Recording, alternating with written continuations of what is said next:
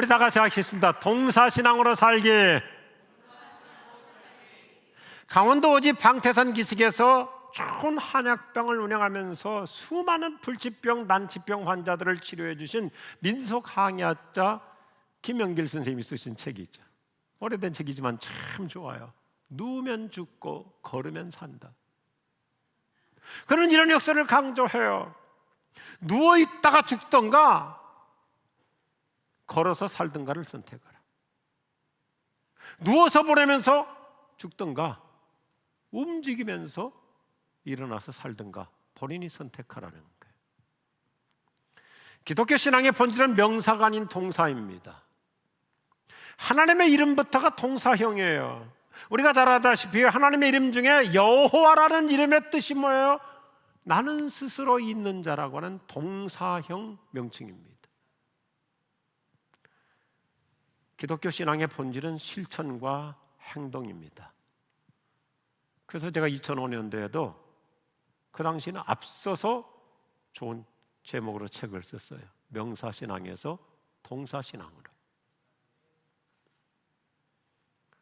제가 은근히 앞서가요.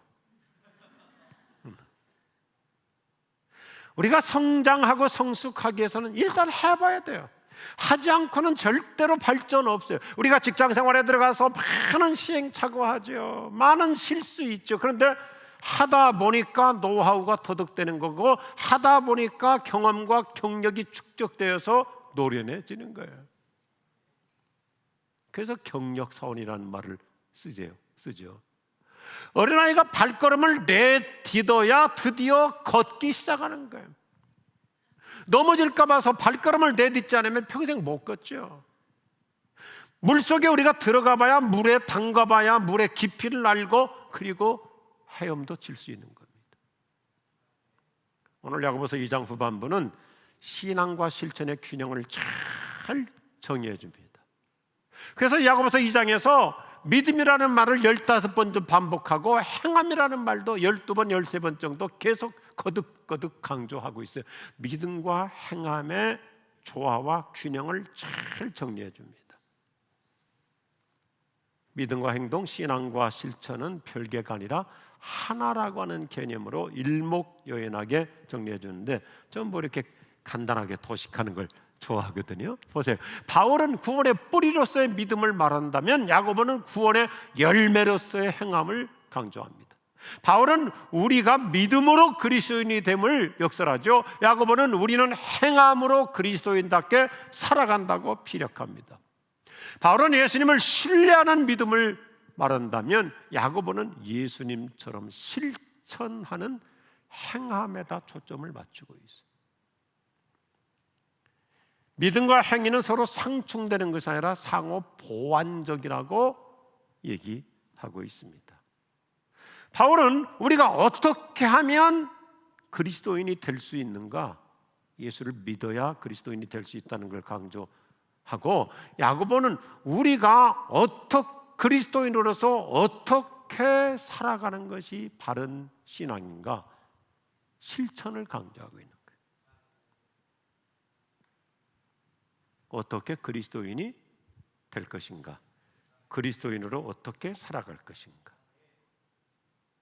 이거죠. 독일의 신학자 디트리 보네퍼가 아주 훌륭한 분이거든요. 그는 20대 초반에 박사를 받은 분이에요. 20대 초반에 박사를 받고 벌써 20대 초반에 미국 유니언 신학교의 교수로 가죠. 그랬다가 나치 정권 때 다시 독일로 돌아와서 선교자의 길을 걸었는데, 오늘 이 말씀을 아주 일목요연하게 쉽게 대비시켜줘요. 믿음과 행함은 불가분의 관계에 있다. 행함과 믿음과 행함은 항상 함께 있다. 믿음만 중시하게 되면 자칫 값싼 은혜에 빠지게 된다. 이거 참 중요한 얘기예요. 값싼 은혜에 빠질 수 있다.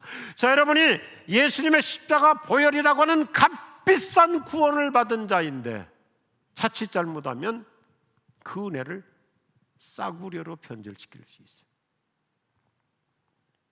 행함 없이 살수록 그래요. 실천 없는 신앙은 저급 종교로 변질시킵니다. 실천 없는 신앙이 저급 종교가 되죠. 그게 샤머니즘이죠. 그냥 비나이다 복만 받을 뿐이지 실천 없잖아요. 꽁 잡는 게 매라고 그러죠. 이것이 우리 한국교 병리 현상이에요. 우리 한국인들은 참 훌륭한 강점이 있지만 은혜는 좋아하는데 행함, 실천을 소홀히 해요. 교회 나와서 은혜 받고 복 받는 것은 좋아하는데 그리스도인답게 사는 데 대해서는 상당히 소극적이에요. 장롱 면허증과 같아요. 면허증이 있어도 자동차 운전에 실효성이 없죠. 왜요? 실습을 해본 적이 없거든요. 2000년대 들어서 가지고 신조어들이 참 많잖아요. 나토족이라는 말이 있어요. 나토족. 줄여서 영어로 나토. No action. 행함은 없고 TO. talk only. 말뿐인 사람. 우리 주변에도 보면 믿음 강조하면서도 전혀 실천 없이 사는 사람들이 간간히 있어요. 우리 한국교회는 신앙과 생활, 신행일치의 불균형과 신행합일의 부조화 때문에 사회로부터 지탄을 받고 있어요. 우리 그리스도인들이 사회로부터 신뢰를 잃어가는 이유가 뭐예요? 언행불일치. 옛날에도 그랬던가 봐요. 신행불일치예요. 말로는 믿음을 강조하는데 행동이 따라주지 못한다 이거죠. 말은 신앙적으로 하는데 행동은 여전히 비신앙적이에요. 그 사람이 쓰는 용어는 아주 그리스도인다워요. 용어는 그리스도인답게 쓰는데 삶을 살아가는 걸 보면 예수 믿지 않는 신자와 똑같아요. 그 사람이 쓰는 용어는 아주 기독교 용어를 써요. 근데 직장에서, 사업의 현장에서, 일터에서, 시장에 가서 처신하는 거 보면 예수 믿지 않는 사람보다 더 질이 떨어지는 경우들도 있어요. 그래서 시장에서 물건 파는 할머니들도 뭐라고, 예수 믿는 사람일수록 깍쟁이라고. 콩나물 한 움큼 뺏어다가 더 먹은들 그게 무슨 유익이 있겠어요? 아예 할머니 우리 식구가 적으니까 좀 적게 주셔도 괜찮아요. 나 이만큼만 필요해요. 나중에 알고 봤더니 지구촌교 교인이라고. 그게 삶의 전도죠. 그 어렵게 장사해서 겨우겨우 먹고 사시는 그 재래시장에 연세 드신 분들 많잖아요. 그런 분들 가서 위로하고 격려해주고 그래야지. 뺏어와가지고는 주님 감사합니다. 오늘 또 땡 잡았습니다.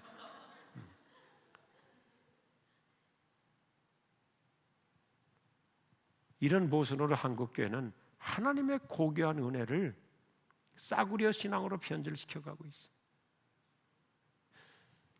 저는 대학 시절에 우리나라의 훌륭한 기독교 사회 철학자이신 손봉호 박사님한테 참 많은 것을 배웠어요. 제 논문 지도 교수님이시다. 대학원에서도 그분한테 기독교 윤리를 배웠는데 저와 여러분이 예수님의 보배로운 십자가 보혈 피라고 하는 값비싼 구원을 받은 사람이라면 고등윤리로 살라고 가르쳐 주세요. 우리는 등급이 달라야 돼요. 동의하시면 아멘 하십시오. 고등윤리로 살아야 돼요. 꽁 잡는 게 매가 아니에요. 기독교 초기 위대한 설교자 크리스토톰은 이런 말을 해요. 만일 그리스도인들이 불신자들의 기대만큼만 산다면 불신자들은 저절로 사라질 것이다. 우리는 삶의 등급이 레벨이 달라야 돼요. 고급 윤리로 살아야 돼요.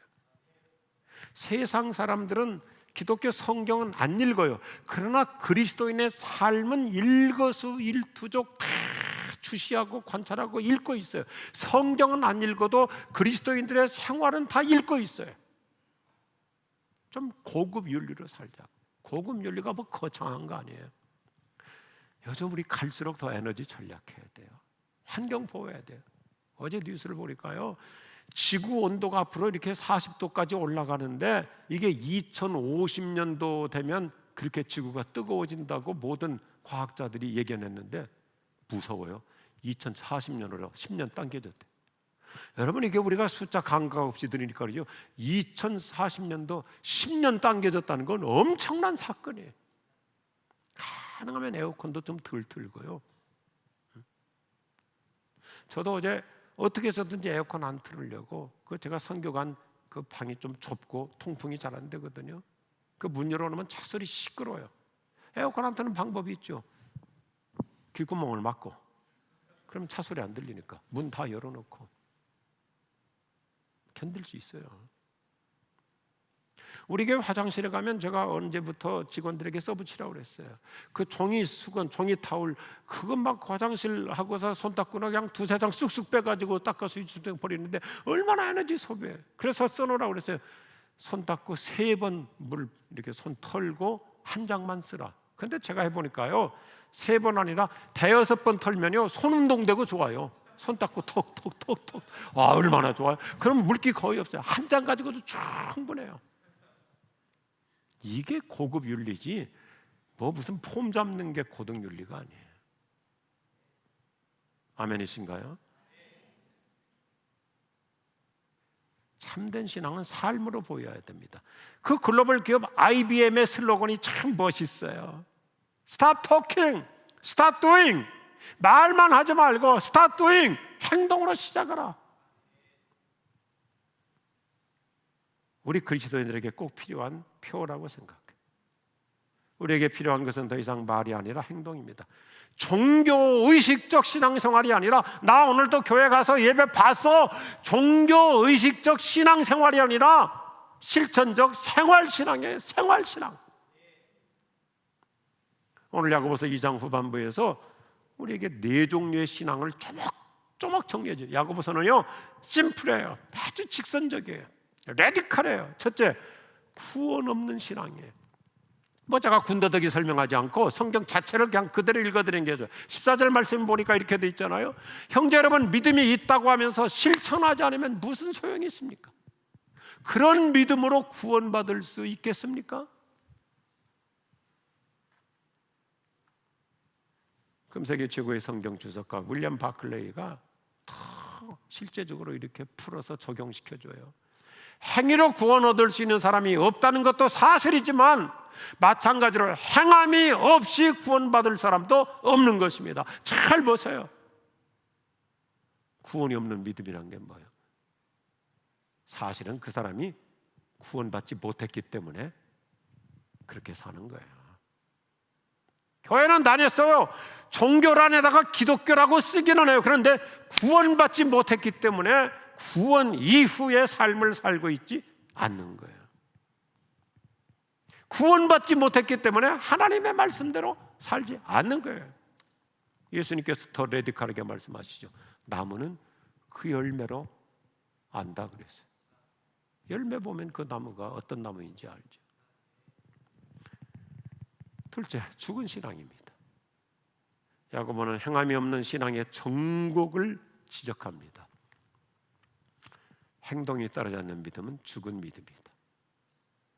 아주 정면 도전이죠. 26절에 가보면 우리 마음을 좀 더 긴장시켜요. 영혼이 없는 몸이 죽은 것처럼 행동이 따르지 않는 믿음은 죽은 것이다. 뭐 간단해요. 이게. 죽었으니까 움직이지 않는 거예요. 죽었기 때문에 행동이 없는 거예요. 우리가 요한계시록 3장 1절을 보면 터키 지역의 7개 교회 중에 하나가 4대 교회인데 4대 교회는 명목상만 신자였지 성경은 뭐라고 아주 냉엄하게 진단해 줍니까? 실제는 죽은 자라 그랬어요. 이게 한국교회 실상일 수 있어요.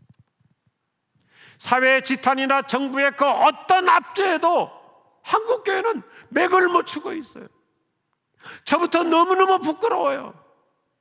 정부가 교회에 대해서 어떤 압제를 해도 굴욕만 당하고 있어요. 왜요? 크레딧을 상실해버렸거든요.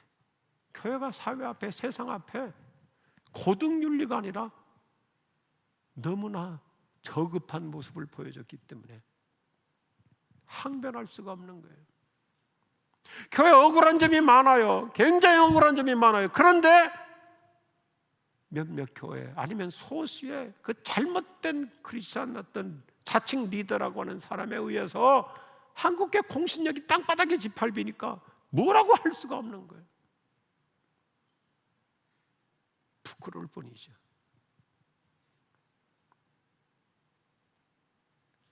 성경은 아주 정확하게 진단해줘요. 셋째, 헛된 신앙. 야고보는 실천 없는 신앙을 정면 도전해. 20절에서 이렇게 얘기하죠. 허망한 사람이요, 당신은 행함이 없는 믿음이 헛되다는 걸 아시나요? 헛된 신앙, 허망한 신앙. 이 성경 원문 참 재밌어요. 이 헬라어가 굉장히 과학적이거든요. 음률이 참 멋있어요. 굉장히 아름다운 음률적 문장 구조를 이루는데, 행함이라는 말이 헬라어로 에르게, 그 다음에 헛되다는 말은 아르게. 그래서 이렇게 표현하고 있어요. 에르게, 행함이 없으면 아르게, 허망할 뿐이다. 깊은 공감을 시켜주기 위해서 이런 음률로 정리해주고 있습니다. 재밌는 얘기 하나 있잖아요. 현대판 로미오와 줄리엣. 로미오가 그 어여쁜 여성 줄리엣을 아주 감은 이설로 꼬드겨요. 아주 멋지게 편지를 아주 멋지게 써가지고 꼬드겨요. 꼬드긴다는 말이 영어로 꼬실라이제이션이잖아요. 내가 그 편지 내용 한번 그대로 읽어볼게요. 얼마나 문장력이 화려한지 보세요. 사랑하는 줄리엣, 그대의 눈동자를 보기 위해서라면 태평양이라도 헤엄쳐서 건너갈 것이고, 그대의 부드러운 손을 잡아보기 위해서라면 불 속이라도 뛰어들겠소. 이번 주 토요일 날 그대를 만나러 갈 것이요, 물론 비가 오지 않아야. 얼마나 웃겨요. 문장은 얼마나 미사력으로 아름답습니까? 그대의 아름다운 눈동자를 보기 위해서 태평양도 건너갈 수 있고, 그대의 부드러운 손길을 잡아보기 위해서 불 속이라도 뛰어들 수가 있다. 그런데 비가 오면 못 간다. 그의 실천은 제로예요. 달콤한 감은 이설로 꼬일 뿐이지 행동이 없어요. 사랑한다는 말은 하는데 실제적인 행위가 없어요. 가짜이죠. 성경 뭐라 그래요? 허망한 신앙아, 헛되다 이거. 에르게, 실천이 없으면 아르게, 헛되다. 저는 장로교 목사이기 때문에 장로교에서는 정통이라는 말을 이따금씩 정통교단, 정통교리. 그런데 저는 조금 조심스러워요. 우리는 orthodox, 정통 교리만을 외칠 것이 아니라 정도 실천, also practice잖아요. 제대로 사는 것이 진짜 믿음인 줄로 확신합니다. 교리만 옳다고 외칠 것이 아니라 바른 교리 필요하죠. 그런데 바른 생활이 뒷받침해야 되죠. 한국계 회복해야 돼요. 부족한 저부터 시작해서.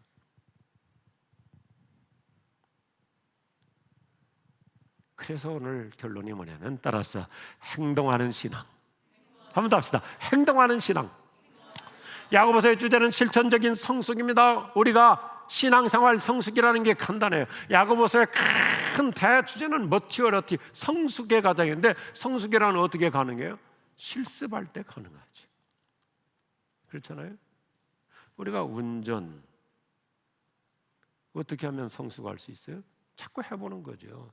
처음에는 앞만 보고 막 그냥 땀 뻘뻘 흘리면서 옆에 한번 보려고 해도 긴장되게 고개를 이렇게 틀으면서 하지만, 많이 하다 보면 그냥 사방에 한 번에 다 보이잖아요. 느낌으로 다 알잖아요. 경험이 없을 때는 후진 한 번에서 파킹하려고 해도 온몸을 뒤로 틀어가지고 얼마나 어색해요. 그런데 많이 하다 보면 그 백미러 하나만 보고도 그냥 정확하게 쉽게 파킹하잖아요. 그래서 야고보서 서론 1장 22절에서 실제적인 행동 강령을 지침으로 주죠. 여러분은 말씀을 실천한 자가 되십시오. 앉아서 듣기만 한다면 그것은 자신을 속이는 것입니다. deceiving, 속이지 말고 doing, 실천하라 이거예요. 이거 잘 보세요. 앉아서 듣기만 하면 스스로 속아요. 우리가 이렇게 비대면으로 영상 예배를 보다 보니까 자칫 잘못하면 듣기만 하고 끝날 수 있어요. 몇 주 전에 제가 야고보서 강의하면서 설교 자꾸 듣기만 하고 설교 분석하려고 하고 평가하지 말라 그렇게 호소했어요. 실천이 중요하지. 그날 제 아들이 큰 도전과 감동과 은혜를 받았대요. 아들이 아버지 설교에 은혜 받는 게 그렇게 쉽지 않잖아요. 근데 제 아들 녀석은 늘 은혜 받았다고 얘기를 해요. 아마 아버지 건강을 위해서 그런 것 같아. 근데 뭐라고 하냐면 아빠, 나도 모르게 설교를 너무 쉽게 분석하고 평가했어.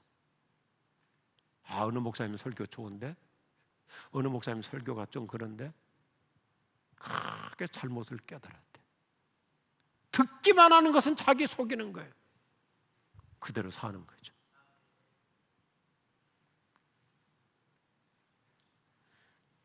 어떤 신학자가 야고보서를 아주 그 영어가 아주 심플하잖아요. 이 야고보서 오늘 2장의 구절을 재밌게 표현해요. 이 dead belief, 죽은 믿음은 어디서 오는가? demonic belief, 이거 마귀가 갖다 주는 거예요. 귀신이 갖다 주는 거예요. 그 dead belief, demonic belief가 아닌 우리는 dynamic belief, 역동적인 신앙, 행동하는 믿음으로 살아갈 수 있기를 축복합니다. 인도 격언에 참 좋은 말이 있어요. 행동은 말보다 크게 말한다. 목소리가 커야 설득력이 있는 게 아니고 삶이 설득력이 있어요. 행동이 훨씬 더 크게 말해요.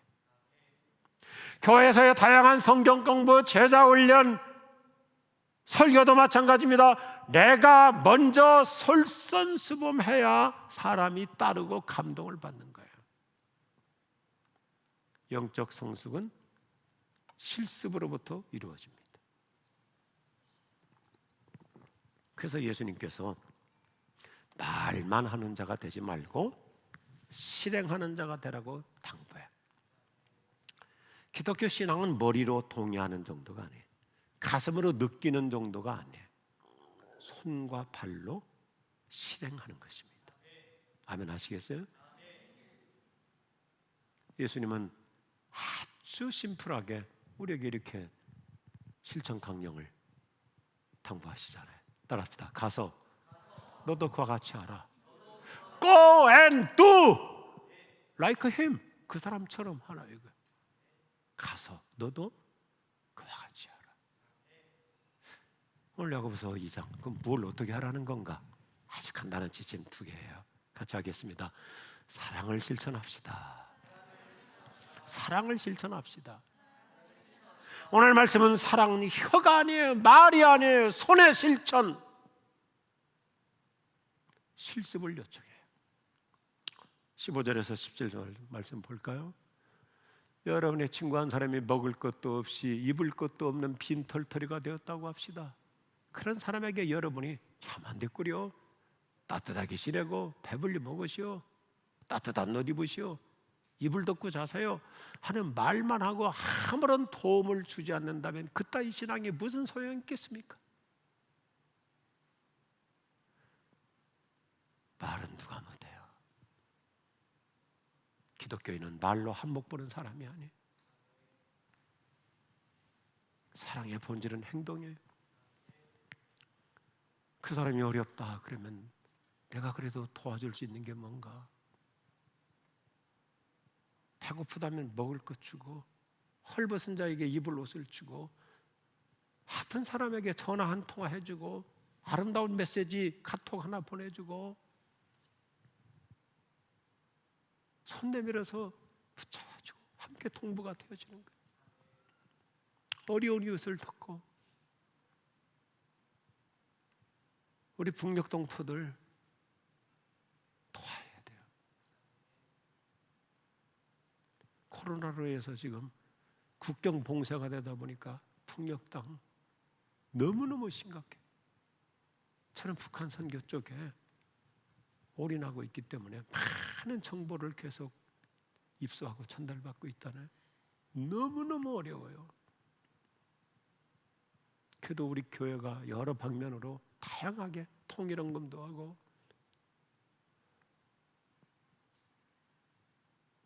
우리 북한에서 내려온 통일민들이 어렵게 돈 벌어서 모아가지고 그걸 자기 고향으로 보내는데, 요즘은 중국에 많은 사람들이 북한을 못 들어가니까 그 브로커들 전달자들이 전달도 제대로 못하고 많이 알면서도 하는 거예요. 예를 들어서 브로커들이 돈 50% 떼가거든요. 여기서 10만 원 보내주면 5만 원은 그들이 가져. 그래도 뻔히 알면서도 뭐라도 전달돼야 되니까.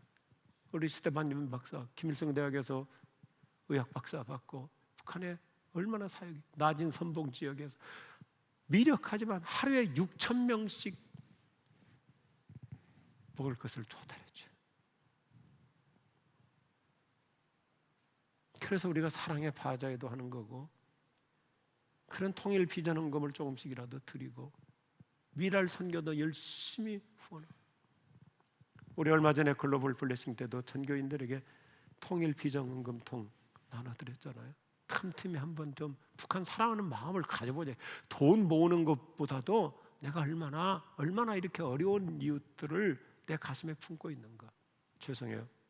뭐 한 2달 됐는데 제가 탐나는 대로 그 통에다 돈을 넣어 보니까 엊그제 보니까 얼마나 됐나 보니까 한 7, 80만 원 모았더라고요. 최대한 한번 해보는 거. 사랑은 실천이에요. 요한일서 3장 17절 18절에 이렇게 도전하고 있어요. 누구든지 세상 재물을 갖고 있으면서 자기 형제나 자매의 궁핍함을 보고도 도와줄 마음이 없다면 어떻게 그 사람 안에 하나님의 사랑이 있다고 하겠습니까? 자녀들이 우리가 말과 혀로만 사랑하지 말고 행동과 진실함으로 사랑하자. 돈으로 사랑하는 거 아니지만 사랑하면 방법이 있어요. 어떻게 해서든지 서로 나누며 살고 베풀며 살고. 제가 암 환자잖아요. 그러니까 주변에 아픈 사람 누가 암이다 그러면 내가 보았던 책들을 열심히 주는 거예요. 이거 읽어보라고, 이대로 해보라고. 내가 경험한 거 얘기해주고 해주고. 난 얼마나 좋아하는지. 그 미력하지만 큰 힘이 되는 거예요. 행동과 진실함으로 사랑하자. 사랑을 실천하라는 것입니다. 사랑은 형이상하게 아니에요.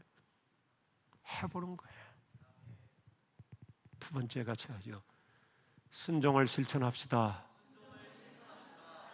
야고보는 나오는 매우 대칭적인 이렇게 조화를 이루어요. 모든 사람들을 다 공감시키기 위해서 아브람과 라합이라고는 두 사람을 가지고 예화를 들어요. 참 야고보 멋있어요. 아브람은 남자이고 라합은 여자예요. 아브람은 이스라엘인이고 라합은 이방인이에요. 아브람은 믿음이 훌륭한 페이트리아크 족장이고 라합은 무시받던 프로스티튜트 창녀예요. 아브라함은 메이저 썸바디, 아주 유명인 사이죠. 라합은 어느 누구도 거들떠보지 않는 마이너 노바디. 그런데 오늘 야고보서는 우리에게 아주 실제적인 적용을 시키려고 이 두 사람의 공통점이 뭐냐 이거예요. 이들의 공통분모, 순종하는 믿음. 순종하는 믿음. I surrender all. 순종하는 믿음. 보세요. 야고보는 아브라함의 믿음의 특징을 순종이라고 얘기하죠. 우리가 너무나 잘 아는 얘기잖아요. 아브라함이 어떤 사람이에요? 어렵게 정말 독자 하나 낳았어요. 늦은 나이에 하나님의 특별한 은혜와 기도 응답을 얻었어요. 근데 어느 날 하나님께서 아브라함에게 그 독자도 나한테 바치라 그런 거예요. 내가 잘못 들었겠지. 하나님이 그럴 리가 없지. 얼마든지 변명할 수 있어요. 핑계 삼을 수 있어요. 근데 아브라함은 납득이 안 가고 이해가 안 갔지만 순종했다고 강조해요. 순종했다고. 이것을 히브리서 11장에서 아주 실제적으로 이렇게 압축해서 표현해요. 믿음으로 아브라함은 하나님께서 그에게 약속하신 땅으로 가라는 하나님의 부르심에 순종하였습니다. 그는 가야 할 것도 모른 채 자기 고향을 떠났습니다. 그는 처음 믿을 때부터 순종이라는 DNA를 가지고 살았다. 그러니까 아들 바치라고 했을 때도 오베이, 순종한 거예요. 우리 교회 많은 권사님들 기도도 많이 하고 신앙이 훌륭하세요. 그런데 순종하지 않는 것 중에 어떤 것이 있는지 아세요? 자기 딸이 신학생하고 결혼한다면 그건 아니래. 아브라함의 순종은 예찬하면서 그래도 내 딸이 어떻게 목회자 길, 그건 아니라고. 순종을 초이스, 취사 선택하는 건 그건 신앙이 아니에요. 주님이 부르셨다면 가야죠. 왜 아멘을 황존사만 합니까? I surrender, all is all. 주님이 원하시면 기꺼이 순종하는 거예요. 아멘 하십시다. 야고보는 그래서 또 아주 대칭적으로 아브라함 얘기만 하면 그 사람 뭐 특별한 사람이 있고 그러니까 아주 믿음이 없었던, 원래 믿음이 없었던 라합이라고 하는 한 여성, 그의 특징도 순종이라고 얘기해요. 가나안 땅을 이스라엘 정탐꾼들이 정탐하러 왔을 때 하나님의 특별한 지시가 있었어요. 그러니까 라합은 과감하게 모험으로 순종했다고 얘기하죠. 이걸 또 히브리서 11장에서 더 다이제스트 해줘요. 보세요.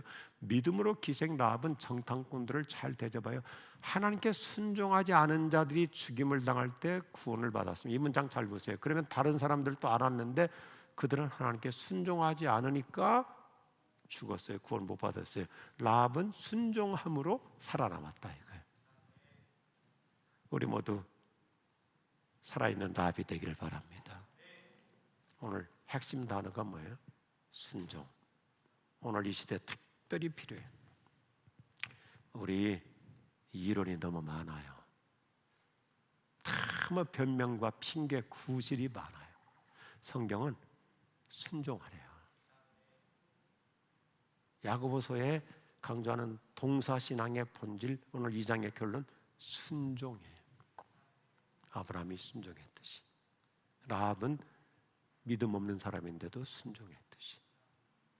저는 미국 군인들의 그 인사 구호를 참 좋아합니다. 미국 군인들 구호가 뭐예요? Surrender! 순종하겠습니다. Surrender! 마음 바탕이 달라져요. 마음 바탕이. 인사할 때마다 Surrender! 말씀하십시오. 따르겠습니다. 따라합시다. 순종하겠습니다. 순종하겠습니다. 하나님이 축복하실 줄로 믿습니다.